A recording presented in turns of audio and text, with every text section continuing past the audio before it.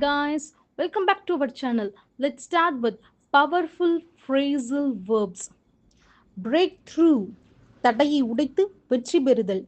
She broke through all difficulties and succeeded. அவள் அனைத்து சிரமங்களையும் உடைத்து வெற்றி பெற்றாள். Carry out, நிறைவேற்றுதல். He carried out his plan successfully. அவர் தனது திட்டத்தை வெற்றிகரமாக நிறைவேற்றினார். Bring about, மாற்றத்தை ஏற்படுத்துதல். Education can bring about a big change. கல்வியால் ஒரு மிகப்பெரிய மாற்றத்தை ஏற்படுத்த முடியும். Set out, தொடங்குதல் அல்லது பணி ஆரம்பித்தல். He set out on a journey to achieve his dream. அவர் தனது கனவை அடைய ஒரு பயணத்தை தொடங்கினார். Take over, பொறுப்பேற்றல்.